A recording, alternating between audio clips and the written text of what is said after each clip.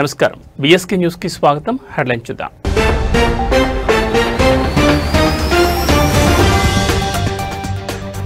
స్థానిక సంస్థల ఎన్నికల నిర్వహణపై హైకోర్టులో విచారణ. ఎన్నికలు ఎప్పుడు నిర్వహిస్తారో స్పష్టం చేయాలని ప్రభుత్వానికి ఈసీకి ఆదేశం.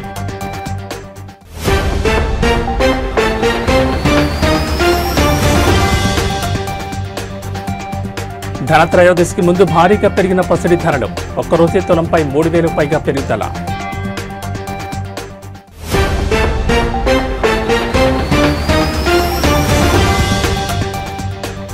నంద్యాల ప్రభుత్వ ఆసుపత్రిలో క్రిటికల్ కేర్ యూనిట్కు శంకుస్థాపన. ముఖ్య అతిథిగా మంత్రి ఎన్ఎండి ఫరూక్ హాజరు.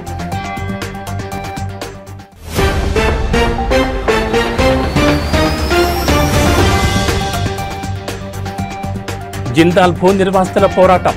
118వ రోజుకు నిరసన. సమస్యల పరిష్కారం దిశగా తొలి అడుగు. తెలంగాణ రాష్ట్రంలో స్థానిక సంస్థల ఎన్నికల నిర్వహణపై నెలకొన్న సందిగ్ధతపై హైకోర్టు కీలక ఆదేశాలు జారీ చేసింది. ఎన్నికలు ఎప్పుడు నిర్వహిస్తారో 2 వారాల్లోగా స్పష్టత ఇవ్వాలని ప్రభుత్వాన్ని రాష్ట్ర ఎన్నికల సంఘాన్ని ఆదేశించింది. ఈ అంశంపై ప్రభుత్వం ఎన్నికల సంఘం కలిసి చర్చించుకుని ఒక నిర్ణయానికి రావాలని ఉన్నత న్యాయస్థానం స్పష్టం చేసింది. బీసీ రిజర్వేషన్లను 42% పెంచుతూ ప్రభుత్వం జారీ చేసిన జీవోను హైకోర్టు కొట్టివేయడంతో స్థానిక ఎన్నికల నోటిఫికేషన్ను ఎన్నికల సంఘం ఇటీవల నిలిపివేసిన సంగతి తెలిసిందే. ఈసీ తీసుకుని ఈ నిర్ణయాన్ని సవాల్ చేస్తూ సురేందర్ అనే న్యాయవాది హైకోర్టులో పిటిషన్ దాఖలు చేశారు. ఈ పిటిషన్పై విచారణ సందర్భంగా సుప్రీంకోర్టు కూడా ఎన్నికలు నిర్వహించుకోవచ్చని చెప్పింది కదా అని హైకోర్టు గుర్తు చేసింది. దీనిపై ఎన్నికల సంఘం తరపు న్యాయవాది స్పందిస్తూ సుప్రీంకోర్టు కేవలం మౌఖికంగా మాత్రమే చెప్పిందని, లిఖితపూర్వక ఆదేశాల్లో ఆ ప్రస్తావన లేదని కోర్టు దృష్టికి తీసుకెళ్లారు. 42% బీసీ రిజర్వేషన్ల ఆధారంగా నోటిఫికేషన్ ఇచ్చామని, అది చెల్లకపోవడంతోనే నిలిపివేశామని వివరించారు.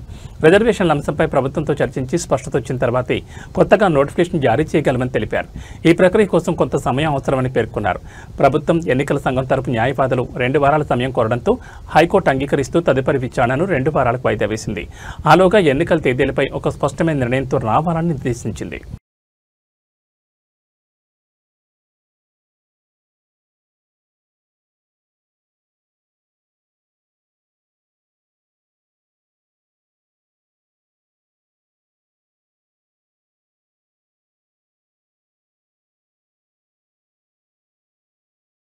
పండగ సీజన్లో బంగారం కొనుగోలు చేయాలనుకునే వారికి ఊహించని షాక్ తగిలింది. ముఖ్యంగా ధనత్రయోదశి సమీపిస్తున్న వేళ పసిడి ధరలు ఒక్కసారిగా ఆకాశానంటాయి. ఈవేళ ఒక్కరోజే తులం బంగారంపై 3,000కు పైగా పెరిగి వినియోగదారులను ఆందోళన గురిచేసింది. అయితే వెండి ధర తగ్గడం కాస్త ఊరటనిచ్చే అంశం. ఈవేళ ఉదయం నాటికి తెలుగు రాష్ట్రాల్లోని ప్రధాన నగరాలైన హైదరాబాద్, విజయవాడ మార్కెట్లలో బంగారం ధరలో భారీగా పెరుగుదల నమోదైంది. నిన్నటితో పోలిస్తే 22 క్యారెట్ల తులం బంగారం ధర 3,050 రూపాయలు పెరిగి 1,21,700కు చేరుకుంది. అదేవిధంగా 24 క్యారెట్ల స్వచ్ఛమైన బంగారం తులంపై 3,330 పెరిగి 1,32,770 వద్ద స్థిరపడింది. మరోవైపు బంగారం ధరలకు భిన్నంగా వెండి ధర దిగొచ్చింది. కిలో వెండిపై 3,000 రూపాయలు తగ్గి ప్రస్తుతం 2,03,000గా ఉంది. బంగారం ధరలు పరుగులు పెడుతున్న తరుణంలో వెండి ధర తగ్గడం కొనుగోలుదారులకు కొంత ఉపశమనం కలిగించింది. తెలుగు రాష్ట్రాల్లోని ప్రధాన నగరాల్లో దాదాపు ఇవే ధరలు కొనసాగుతున్నాయి.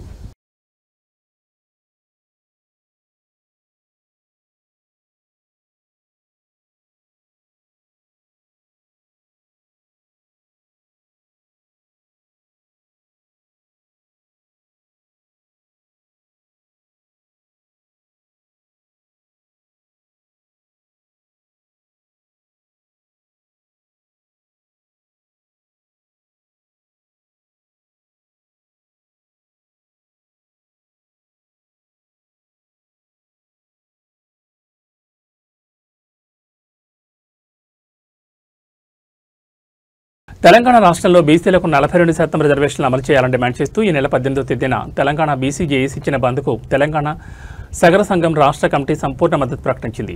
ఈ సందర్భంగా ఉప్పరి శేఖర్ సగర్ మాట్లాడుతూ రాష్ట్ర వ్యాప్తంగా నిర్వహించనున్న ఈ బంద్ ద్వారా బీసీల చైతన్యాన్ని ప్రదర్శించాలని పిలుపునిచ్చారు. 42% రిజర్వేషన్లు అమలు చేయకుండా స్థానిక సంస్థల ఎన్నికలు నిర్వహిస్తే సహించేది లేదని ఆయన హెచ్చరించారు. రాజ్యాంగ సవరణ ద్వారా చట్టబద్ధంగా రిజర్వేషన్లు అమలు చేయాలని డిమాండ్ చేశారు. రాజకీయ, విద్య, ఉద్యోగాల్లో జనాభా ప్రాతిపదికన రిజర్వేషన్లు కల్పించే వరకు తమ ఉద్యమాన్ని కొనసాగిస్తామని స్పష్టం చేశారు. తెలంగాణ రాష్ట్ర వ్యాప్తంగా ఉన్న సగరులందరూ ఈ బంద్లో పాల్గొనాలని పిలుపునిచ్చారు. పార్లమెంటుకు అని చెప్పేసి పంపించి ఇక్కడ అసెంబ్లీలో చర్చ జరిపిన తర్వాత ఈ చర్చ తీసినటువంటి బిల్ ఏదైతే ఉందో మరి గవర్నర్కు పంపించడం జరిగింది. గవర్నర్ ద్వారా మరి రాష్ట్రపతికి వెళ్ళింది. రాష్ట్రపతి దగ్గర పెండింగ్ ఉంది. అది పెండింగ్ ఉంది, సమయం అయిపోతుంది కాబట్టి మళ్ళీ రాష్ట్ర గవర్నమెంట్ రెండవసారి ఆర్డినెన్స్ తీసుకొచ్చింది. ఆర్డినెన్స్ కూడా గవర్నర్ దగ్గర పెండింగ్ పెట్టి ఆ తర్వాత ఇన్ని నెలలైనా కూడా కేంద్ర ప్రభుత్వము స్పందించట్లేదు. రాష్ట్రపతి గవర్నర్ ఏమో బిల్లులు పెండింగ్ లో పెట్టారు అని చెప్పేసి అసెంబ్లీలో మళ్ళొక జీవో తీసుకొచ్చి ఈ కాంగ్రెస్ ప్రభుత్వము ఇచ్చిన మాట నిలబెట్టుకునే క్రమంలో జీవోను తీసుకొచ్చినామని చెప్పి ఈరోజు చెప్తా ఉన్నారు. ఆ జీవోను కోర్టులో ఎవరో ఛాలెంజ్ చేస్తే ఈరోజు స్టే ఇచ్చింది.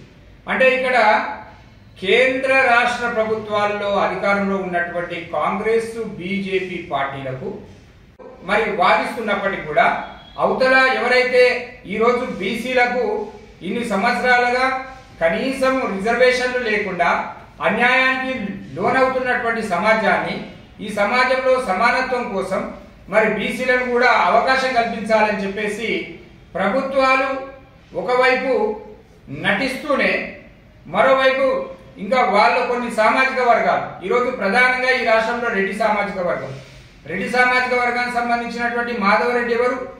ఈరోజు ముఖ్యమంత్రి గారు ఒక రెడ్డి సామాజిక వర్గం చెందినటువంటి గౌరవ రేవంత్ రెడ్డి గారు వారు వేసినటువంటి జీవోను ఛాలెంజ్ అదే కమ్యూనిటీకి చెందినటువంటి మాధవరెడ్డి ఎట్లా చేస్తాడు?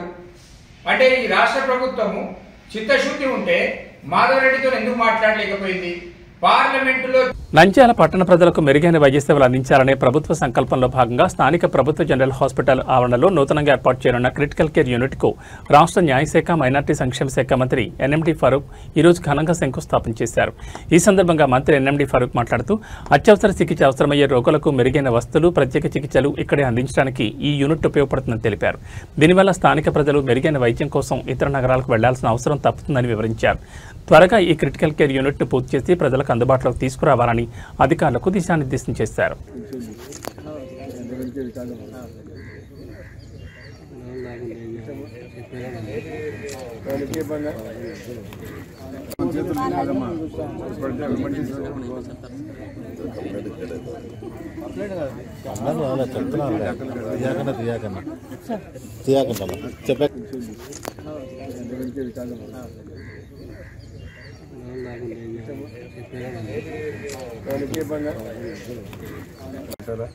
అప్పుడు పీపీ మోడల్ కింద పోతే ఏ రకంగా ఉంటుంది చెప్పి, ఎందుకంటే ఇప్పుడు ఇక్కడ సిటీ స్కాన్ ఉంది, తర్వాత ఎంఆర్ఐ ఉంది, ఇవన్నీ మనమే ఇచ్చాము. నేనే ఇచ్చాము, అప్పుడు తీసుకొచ్చి పెట్టాము. ఎందుకంటే మనం రాజకీయ శాశ్వతం కాదు, ఉంటాయి పోతాయని ముందే అన్ని తీసుకొచ్చి కర్నూలు కానీ, నంద్యాల కానీ, మచిలీపట్నం కానీ, అదేవిధంగా విజయనగరం కానీ చాలా వరకు నాకు బతుకునేంత వరకు అన్నీ పర్చేజ్ చేసి తిరిగి మంచి కంపెనీ తీసుకొచ్చి పెట్టాం. అది పీపీ కింద నడుస్తున్నాయి కదా, మీకు అందరూ తెలుసు. కాబట్టి హాస్పిటల్ కూడా వస్తే పీపీ కింద ఉంటే వాళ్ళు మెయింటైన్ చేస్తారు. కమ్యూనికేషన్ ఉంది, ట్రాన్స్పోర్టేషన్ చూస్తున్నారు. రోడ్లు ఇంత బ్రహ్మాండంగా ఉన్నాయి. ఈ రోడ్లు రోజు నేను అనుకున్నా కొన్ని వేల వెహికల్స్ వచ్చినాయి. క్లియర్ అయిపోయినట్టే రోడ్లు బాగున్నాయి కాబట్టి బాగా ట్రాన్స్పోర్టేషన్ బాగా పెరిగిపోయింది, లాజిస్టిక్ బాగా పెరిగిపోయింది కాబట్టి క్లియర్ అయిపోయింది. లేకపోతే ఇంతకుముందు గతంలో చూసాము, ఇంతమంది జనం వచ్చి పోగైతే బయటికి రావాలంటే తెల్లవారేది. అట్లా ట్రాఫిక్ అంతరాయం లేకుండా జరిగినాయంటే దీనికి కారణం రోడ్లు బాగున్నాయి కాబట్టి అది పీపీ కింద జరుగుతున్నాయి. ప్రాజెక్టు కూడా మన దగ్గర డబ్బులు వసూలు చేసి వాళ్ళు ఎక్కడైతే మెయింటైన్ చేస్తారు. అదే ప్రభుత్వం మెయింటైన్ చేసి వదిలేసి అయితే ఉంటాయి. సంవత్సరంలో ఈ వర్షాకాలం అయితే అన్ని డ్యామేజ్ అయిపోయి మళ్ళీ మాకు చేయాల్సి వస్తుంది. ఆ రకంగా దీన్ని అభివృద్ధి చేయాలనుకున్నాను. నేను అంతకుముందే మినిస్టర్గా ఉన్నప్పుడు దీన్ని హాస్పిటల్ గారు ఇంకా ముందుగా దాదాపు 45 సంవత్సరాల ముందు నేను దీనికి ఏమున్నాయి, ఇక్కడ పాకలు ఉన్నాయి,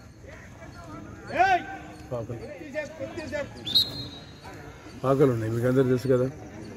దాన్ని రెనోవేట్ చేసి అప్పుడు మంత్రిగా ఉన్న వారిని ముఖ్యమంత్రిగా మన అల్లుడు వెంకటేశ్వర గారు ఉన్నప్పుడు దాని దగ్గర ఎస్ఆర్బీసీ వరల్డ్ బ్యాంక్ ఫండ్స్లో ప్రజలకు అభివృద్ధి కోసం కార్యక్రమాల కోసం, సంక్షేమ కార్యక్రమాల కోసం నిధులు తీసుకొచ్చి ఇక్కడ పెట్టి 14 లక్షలు ఆ రోజుల్లో 86-87లో తీసుకొచ్చి ఇక్కడ పెట్టాం. అప్పుడు దాని వల్ల కూడా పేపర్లు బాగా రాశారు ఆ రోజుల్లో. ఈ పేపర్ 2-3 పేపర్లు జ్యోతిను ఈనాడు రాశారు. పిల్లలను కోతులు డెలివరీ అయితే పిల్లలను కోతులు ఎత్తుకుపోతుండే. ఆయన్ని ఏమీ లేదు, ఇక్కడ క్వార్టర్ ఉన్నది. లోకల్ డాక్టర్ నారాయణ ఉన్నాడు పాపం, ఆయనకు బాగా ఇంట్రెస్టెడ్. అప్పటికప్పుడు తీసుకొచ్చి ఆ డబ్బు తీసుకొచ్చి చేశాం. ఆ నుంచి స్వల్పం మారింది. మళ్ళీ ప్రధానమంత్రి గారి ఇంత వచ్చినప్పుడు వరల్డ్ బ్యాంక్ డబ్బులు వస్తే అప్పుడు ఆయన కూడా నెంబర్ 1 ఫస్ట్ టిక్ వేసి నంద్యాలకు వేశారు. తర్వాత దానికి బాగా అభివృద్ధి చేశాం. ఈరోజు ఏ స్థాయికి ఉందో మనకు తెలుసు. తర్వాత నేను మళ్ళా మంత్రి అయిన తర్వాత కూడా ఇది చేశాం. పల్నాడు జిల్లా వినుకొండ పట్టణంలోని బొక్టోబాడ్ గర్ల్స్ స్కూల్లో ప్రభుత్వ ఆదేశాల మేరకు స్వచ్ఛాంధ్ర స్వర్ణాంధ్ర స్వచ్ఛ దివాస్ నవంబర్ నెల థీమ్ గురించి అవగాహన కార్యక్రమం జరిగింది. ఈ కార్యక్రమంలో శానిటరీ ఇన్స్పెక్టర్ ఇస్మాయిల్ మాట్లాడుతూ వ్యక్తిగత పరిసరాల పరిశుభ్రత యొక్క ప్రాముఖ్యతని, బహిరంగ మలమూత్ర విసర్జన నివారణ, హ్యాండ్ వాష్ ప్రాధాన్యత, స్వచ్ఛ దీపావళి, పర్యావరణ పరిరక్షణపై విద్యార్థులకు వివరించారు. అనంతరం శ్రీ సాయి హాస్పిటల్ డాక్టర్ శంకర్ అనూష మాట్లాడుతూ మహిళల్లో గుండె జబ్బులు, రొమ్ము క్యాన్సర్, ఇతర స్త్రీ జననేంద్రియ క్యాన్సర్ల ముప్పు ఎక్కువగా ఉంటుందని తెలిపారు. నెలసరి సమస్యలు, కడుపు నొప్పి, గర్భాశయ సమస్యలు మరియు పరిశుభ్రత లోపించడం వంటి సమస్యలు సాధారణం కావని వివరించారు. నేను doctor Shankar Yashwanthi Anusha, consultant gynaecologist, Sri Sai hospital Vinukonda. ఈరోజు వినుకొండ పురపాలక సంఘం ఆధ్వర్యంలో నిర్వహిస్తున్నటువంటి ఈ స్వచ్ఛాంధ్ర స్వర్ణాంధ్ర కార్యక్రమంలో ఫస్ట్ వర్డ్ స్కూల్కి రావటం నాకు చాలా ఆనందంగా ఉంది. ఈరోజు ముఖ్యంగా కొన్ని అంశాల గురించి నేను ఇక్కడ మాట్లాడదలుచుకున్నాను. అందులో మరీ ముఖ్యంగా ఫస్ట్ ఇప్పుడు ప్రజెంట్ మెయిన్ ప్రాబ్లం అయినటువంటి సర్వైకల్ క్యాన్సర్కి గాను మీకు అవగాహన కల్పించడానికి నేను ఈరోజు ఇక్కడికి వచ్చాను. ఈ జనరల్గా క్యాన్సర్ అనేది మన ఇళ్లలో చూస్తూ ఉంటాము. అది మామూలుగా అది బయటపడేసరికి చాలా ఆలస్యం అయిపోతుంది. బయటపడిన తర్వాత కూడా దానికి పెద్దగా ట్రీట్మెంట్ అనేది లేదు, ఉన్నా కూడా వాటి వల్ల పెద్దగా ప్రయోజనం ఉండదు. అయితే ఇటు ఒక క్యాన్సర్కి మాత్రం అది రాక ముందుగానే మనం అది నివారించడానికి వ్యాక్సిన్ అనేది వేయించుకోవచ్చు. అది ఆ క్యాన్సర్ వ్యాక్సిన్ ఏంటి అంటే సర్వైకల్ క్యాన్సర్ వ్యాక్సిన్ అన్నమాట. దీంతో గాను మరీ ముఖ్యంగా హెచ్పివి అంటే హ్యూమన్ పాపిలోమా వైరస్, ఇది రాకోకుండా జిందాల్ భూ నిర్వాసితుల నిరసన కార్యక్రమం నేటితో 118 రోజులకు చేరుకుంది. గత 3 నెలలకు పైగా చేస్తున్న పోరాటం, పదే ఇచ్చిన ఫిర్యాదులు, గ్రామసభలో చేసిన విజ్ఞప్తులు ఎట్టకేలకు ఫలితాన్నిస్తున్నాయని నిర్వాసితులు హర్షం వ్యక్తం చేశారు. నిన్న మూలబొడ్డవరంలో, నేడు ముష్టిపల్లెలు తహసీల్దార్, రెవెన్యూ సిబ్బందితో కలిసి నిర్వాసితులను కలవడం జరిగింది. జిల్లా యంత్రాంగం స్పందించడంతో త్వరలోనే జిందాల్ నిర్వాసితులకు తీపి కబర్ అందుతుందని వారు ఆశాభావం వ్యక్తం చేశారు. అంతేకాకుండా దేశ రాజధాని ఢిల్లీలోని జంతర్ మంతర్ వద్ద కూడా నిరసన తెలిపారు. ఈ నిరంతర ప్రయత్నాలకు ప్రతిఫలంగా జిల్లా యంత్రాంగం స్పందించి సమస్యల పరిష్కారం దిశగా అడుగులు వేయడంపై నిర్వాసితులు హర్షాతిరేకాలు వ్యక్తం చేస్తున్నారు. తమకు న్యాయం జరిగే వరకు, తమ భూములు తిరిగి అప్పగించే వరకు నిరాహార దీక్షలు కొనసాగుతాయని, అవసరమైతే పోరాటాన్ని మరింత ఉధృతం చేస్తామని నిర్వాసితులు స్పష్టం చేశారు.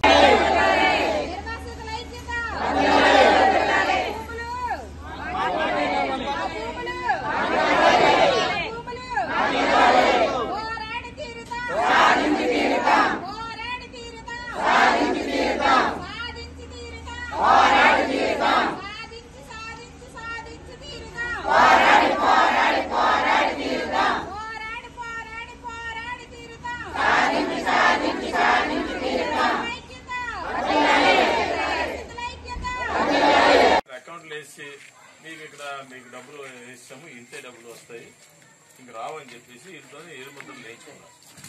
అది తప్పు కదా సార్. 18 సంవత్సరాలు అయితే డబ్బులు ఇచ్చుకొని అట్లీస్ట్ బ్యాంక్ ఇంట్రెస్ట్ అయినా ఇవ్వకుండా ఆ డబ్బులు ఇవ్వటం ఎంతవరకు సంబంధించింది. నెక్స్ట్ చాలా మంది ఏమనుకున్నారు, మనకు కలెక్టర్ గారు డబ్బులు ఇచ్చారు కదా, కలెక్టర్ గారి ద్వారా డబ్బులు మనకు రావాలి కదా, ఇది ఇచ్చేటట్టు అయితే ఇంట్రెస్ట్ ఏదో వేసేది కదా అని కొందరు అనుకున్నారు. అది సార్ ఇప్పుడు ఉద్యోగాలు నమస్తే సార్, ఉద్యోగాలు ఇచ్చారు సార్. కలెక్టర్ గారు చెప్పాలంటే ఒకరు అంటే ఆయన క్లియర్ గా సబ్సిడీ అర్థం అవుతే కలెక్టర్ గారు. పశ్చిమ గోదావరి జిల్లాలోని తణుకులో నకిలీ మద్యంపై ప్రజల్లో నెలకొన్న అనుమానాలు, అపోహలను తొలగించేందుకు ప్రభుత్వం ఏపీ ఎక్సైజ్ సురక్ష యాప్ను ప్రతిష్టాత్మకంగా అందుబాటులోకి తెచ్చింది. ఈ యాప్ ద్వారా మద్యం కొనుగోలుదారులు తాము కొనుగోలు చేసిన మద్యం యొక్క నాణ్యతను, స్వచ్ఛతను వారే స్వయంగా పరిశీలించుకునే అవకాశం కల్పించబడింది. మద్యం విక్రయదారులు కూడా మద్యం అమ్మే సమయంలో తప్పనిసరిగా ఈ యాప్ ద్వారా స్కాన్ చేసి విక్రయించాలి. స్కాన్ చేయడం ద్వారా నకిలీ మద్యాన్ని సులభంగా గుర్తించవచ్చు. బెల్ట్ షాపులకు మద్యం తరలకుండా నిరోధించడానికి కూడా ఇది ఎంతగానో తోడ్పడుతుంది. ఈ యాప్ వినియోగంపై వినియోగదారులకు అవగాహన కల్పించే కార్యక్రమంలో ఎక్సైజ్ సిఐ సత్య మణికంఠ రెడ్డి, ఎక్సైజ్ ఎస్ఐలు మరియు కానిస్టేబుళ్లు పాల్గొన్నారు. ఆందోళనలు నెలకొన్నాయి. మనం తాగే మద్యం సరైందా, నకిలీదా కాదా అనేది ప్రజలు భయాందోళన పడుతున్నారు. ఈ నేపథ్యంలో ప్రభుత్వం ప్రతిష్టాత్మకంగా ఈ మద్యం వినియోగదారులకు ఈ యొక్క యాప్ను తీసుకొచ్చి తాము తాగే మద్యం స్వచ్ఛతని, నాణ్యతని పరీక్షించుకోవడానికి వినియోగదారునికి అవకాశం కల్పించింది. ఈ నేపథ్యంలో గూగుల్ ప్లే స్టోర్ నుంచి ఈ యొక్క ఏపీ ఎక్సైజ్ సురక్ష యాప్ ని మీరు డౌన్లోడ్ చేసుకోవచ్చు. అదేవిధంగా యాపిల్ ఫోన్ యూజర్స్ కూడా iOS ద్వారా ఆ లింక్ ద్వారా ఈ యొక్క యాప్ డౌన్లోడ్ చేసుకునే అవకాశం కల్పించారు. ఈ యాప్ ని ఈ క్యూఆర్ కోడ్ ని స్కాన్ చేయడం ద్వారా ఈ యాప్ డౌన్లోడ్ చేసుకోవచ్చు. ఈ యాప్ డౌన్లోడ్ చేసుకున్న తర్వాత ఈ యొక్క మద్యం సీసా ఈ మద్యం సీసా యొక్క బాటిల్ మీద నుండి హాలోగ్రామ్ స్టిక్కర్ మీద ఈ క్యూఆర్ కోడ్ ని స్కాన్ చేయాల్సి ఉంటుంది. ఈ క్యూఆర్ కోడ్ ని స్కాన్ చేయండి.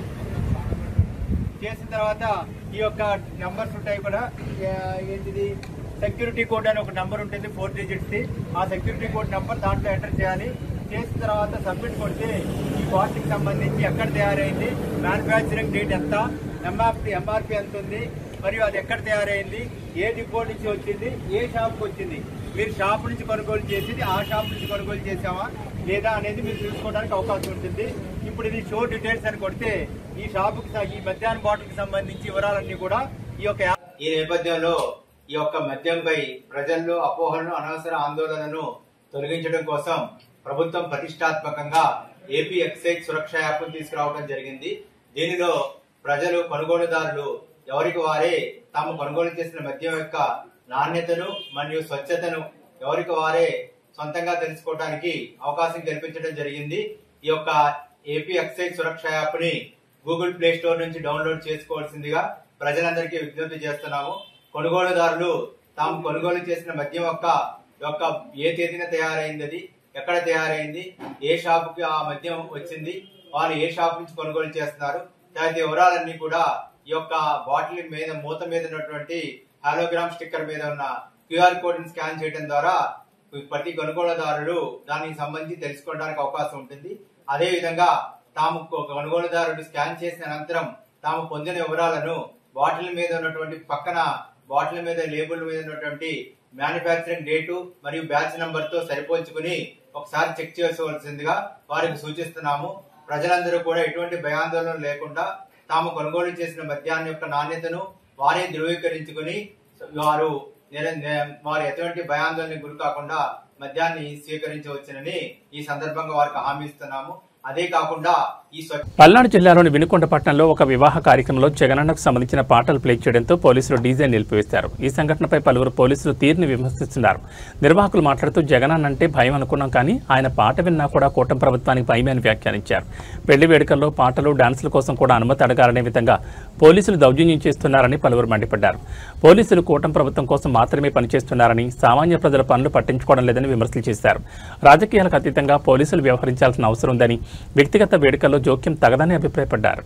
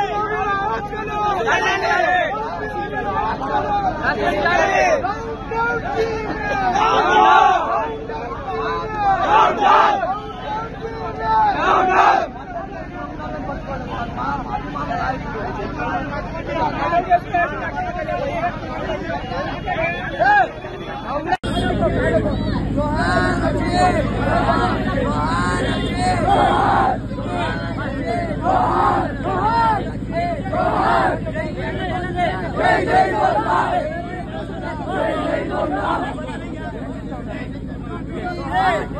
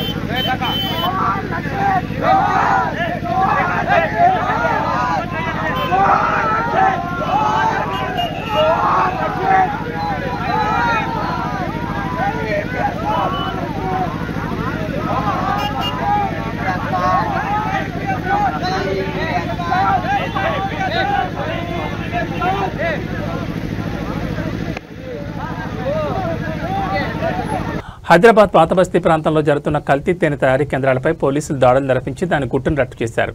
పోలీసులు దాడుల్లో భాగంగా 100 లీటర్ల కల్తీ తేనెను స్వాధీనం చేసుకున్నారు. ఈ తయారీకి ఉపయోగించిన 2 కార్లను కూడా పోలీసులు సీజ్ చేశారు. ఈ కల్తీ తేనె తయారీ కేంద్రాల నిర్వహణలో ఉన్న 3 నిర్వాహకులను పోలీసులు అరెస్ట్ చేశారు.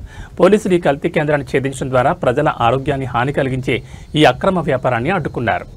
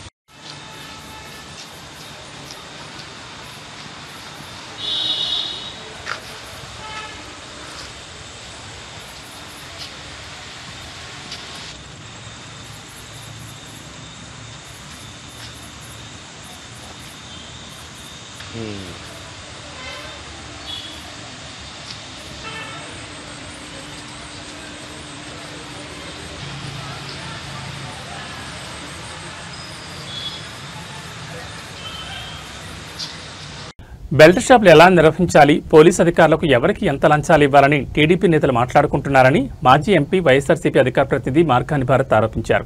బెల్ట్ షాపులు నడపడానికి బాండ్ పేపర్లు రాసుకుని మరీ చర్చించుకుంటున్నారని ఆయన పేర్కొన్నారు. చట్టవిరుద్ధమైన కార్యకలాపాల గురించి చర్చించుకుంటున్న ఈ టీడీపీ నేతలపై ప్రభుత్వం తక్షణమే కేసులు నమోదు చేయాలని మార్కాని భారత్ డిమాండ్ చేశారు. సిండికేట్ వ్యాపారం ఎలా చేయొచ్చు అని రేట్లు పెంచుకుని అమ్ముకుందాం, ఇంకొకటేమో బెల్ట్ షాపులు పెట్టుకుందాం. ఏ షాపు పరిధిలో ఉన్న బెల్ట్ షాపులు ఆ ఏరియాలోనే అమ్ముకోవాలి. వేరే ఏరియాలో ఉన్న షాపులోళ్ళు ఇక్కడ బెల్ట్ షాపులు పెట్టకూడదు.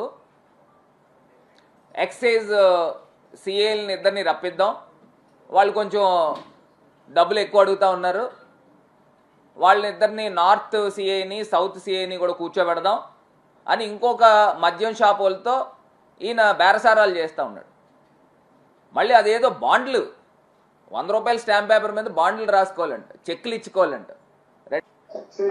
దీనికి సంబంధం లేదండి. మనం ఇవాళ సిఏలతో ఎక్సైజ్ నార్త్ సౌత్ సిఏలని కూర్చోబెట్టి మాట్లాడించాము. వాళ్ళు ఏదో ఆఫర్ పెట్టారు కావాలని. అది ఈవినింగ్ సిఏ కూడా రమ్మన్నాడు అందరికి. ఏం చేయాలి, ఎలా రమ్మాలి, అందరం కలిపి యూనిటీ ఎలా ఉండాలి. నా సైడ్ నుంచి ఒక చిన్న రిక్వెస్ట్ అండి, చెప్పండి. మీరు కొన్ని లీడ్ తీసుకొని ఏమనుకున్నామో అది ఒక పేపర్ మీద పెట్టండి సార్. అదే దాని గురించి చెప్పి ఏమనుకుంటున్నానంటే ఏదనుకున్నా 39 మీద బాండ్ మీద సంతకం పెడియాలి. అంటే 100 రూపాయల బాండ్ మీద సంతకం. అదే నేను చెప్పడం 39 మీద బాండ్ మీద సంతకం ప్లస్ 39 మీద ఎవరికి కేసు వచ్చినా అందరూ బరాయించాలి. Team India star allrounder Ravindra Jadeja భార్య రివాబా జడేజా రాజకీయాల్లో కీలక మైలురాయిని చేరుకున్నారు. గుజరాత్లో కొత్తగా కొలువుదీరిన మంత్రివర్గంలో ఆమెకు స్థానం లభించింది. నేడు జరిగిన కేబినెట్ విస్తరణలో ఆమె మంత్రిగా బాధ్యతలు చేపట్టారు. కొంతకాలంగా గుజరాత్ రాజకీయాల్లో చురుగ్గా ఉంటున్న రివాబా ఇప్పుడు రాష్ట్ర ప్రభుత్వంలో మంత్రిగా కీలక పాత్ర పోషించనున్నారు. ఒక ప్రముఖ క్రికెటర్ భార్య రాష్ట్ర కేబినెట్లో మంత్రి కావడం జాతీయ స్థాయిలో ఆసక్తిని రేకెత్తిస్తోంది. ఈ నియామకంతో ఆమె రాజకీయ ప్రస్థానం మరో ఉన్నత స్థాయికి చేరినట్లయింది. రివాబా జడేజాకు మంత్రి పదవి దక్కడం పట్ల ఆమె మద్దతుదారులు, రవీంద్ర జడేజా అభిమానులు సోషల్ మీడియా వేదికగా హర్షం వ్యక్తం చేస్తూ శుభాకాంక్షలు తెలుపుతున్నారు. క్రీడా నేపథ్యం ఉన్న కుటుంబం నుంచి వచ్చిన వ్యక్తి రాజకీయాల్లోనూ రాణించడంపై ప్రశంసలు కురుస్తున్నాయి.